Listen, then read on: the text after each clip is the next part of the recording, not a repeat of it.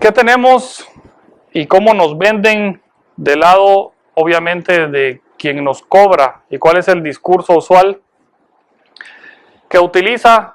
Que no pagamos lo suficiente y tenemos una de las cargas tributarias más bajas de no sé qué cantidad de países. La pregunta es, ¿realmente pagamos poco? Y ahí vamos a usar a Mark Twain, dice que existen 3 tipos de mentiras, las malditas mentiras y las estadísticas. Y solo veamos una. A mí se me ocurrió la locura de meterme al portal del Banco de Guatemala y decir cuánto fue el PIB de los últimos años.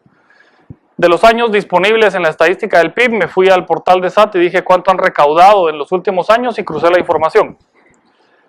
¿Cuál creen ustedes que es la carga tributaria del país según lo que nos dicen respecto a PIB? Al menos 10, 9 puntos, porque la meta era el 12 y estamos en 9 puntos. Entonces, el dato poco más o menos oficial. Los mejores años han dicho que hemos llegado al 11.59 y demás por ahí, otros que estamos en el 9, 10.50. Entonces miren esto, no incluye X porque son datos de recaudación de administración tributaria. Entonces no incluye X, no incluye UCI y por ahí hay otros tributos que no incluye, que casi nadie sabe que existen.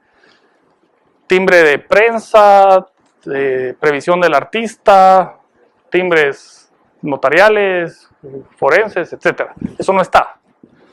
El dato importante obviamente es que no tiene X. Y esto es lo que resulta. 2004, 15%, 2005, 15%, 2006, 16%, 2007, 17%.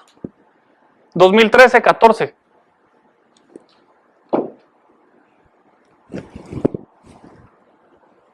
Y eso es cruzando información del Banguats con SAT.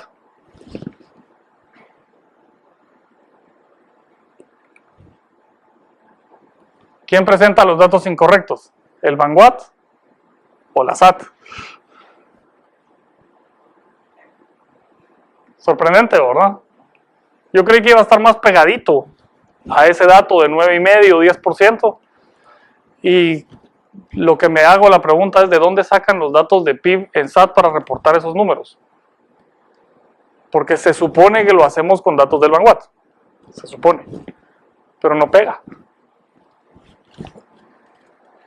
Ahora agreguémosle a ese 14% otro elemento y otra variable. Tenemos una economía informal que se estima es 70% de la población económicamente activa. ¿Cuánto tributa indirectamente la población económicamente activa del mercado informal? Pues la verdad es que no sabemos. Pero en tributación directa sabemos que nada. Entonces, este 14% hay que distribuirlo de manera proporcional y por individuo, cuando llevamos la carga al individuo o al contribuyente, vamos a tener un numerito bastante interesante. Y por ahí los que dicen pagamos impuestos como de primer mundo, pero recibimos servicios como de tercero, sí, nuestro ingreso de recaudación es 14% respecto a este PIB, podrá haber otro PIB, pero lo pagamos entre alrededor del 30% de la población, poco más o menos la parte de tributación indirecta que viene de la economía informal. Entonces son números que si quitáramos esa porción por ahí, son números bastante más altos. Entonces pagamos poco. Eso es lo que siempre nos dicen, como país pagamos poco. En el agregado quizás 14% es muy poco. Pero yo la pregunta que siempre me hago es, ¿muy poco para qué? ¿En qué vamos a usar un 16, 18, 20 o 24? El principal problema que tenemos ahora es un problema financiero de cubrir deuda. Y cuando vemos el componente para qué se utiliza la deuda, se utiliza en gasto. La mayor parte de la deuda va a cubrir salarios. Por ahí hay numeritos de un estudio reciente del CIEN donde dice cuánto crece la retribución a la burocracia anualmente. Y se vuelve un número exponencial. Y tenemos conserjes en el Congreso ganando 25,000 o 30,000 quetzales. Porque así está pactado. ¿Dónde está la inversión? No importa qué tanto nos endeudemos, esa parte del gasto va a seguir creciendo. Entonces, el problema principal es falta de utilización en lo correcto. Porque el gasto como tal no puede ser correcto. O sea, quien con buenas prácticas financieras de casa se endeuda por gasto. Típicamente uno se endeuda por inversión. Me voy a endeudar para comprar una casa. Kiyosaki dice no se endeuden para comprar un carro. El problema es que en Guatemala, como el carro tiene IVA, el IVA sí sirve para algo para algunos. Entonces, la tasa de interés del banco respecto al IVA que recibo inmediatamente en la factura y demás puede ser buen negocio. Entonces aquí Kiyosaki no funciona porque somos tercermundistas por algo, ¿verdad? Pero fuera de eso uno se endeuda para comprar una casa, uno se endeuda para comprar una bodega o un activo al cual le voy a sacar algún provecho. Kiyosaki también dice que comprar una casa no es financieramente rentable, pero ese es problema de él. Es millonario, entonces sí, fregados importa, pues. Entonces, ¿cuál es lo correcto? Y ese es un tema que no pocas veces nos lo preguntamos como sociedad.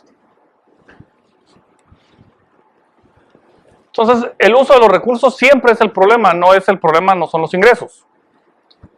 Si buscamos resolver los ingresos y decir vamos a tener que cobrar más impuestos para tener más ingresos, pero no vamos a entrarle a los gastos, simplemente vamos a gastar más en proporción a lo que ingresa.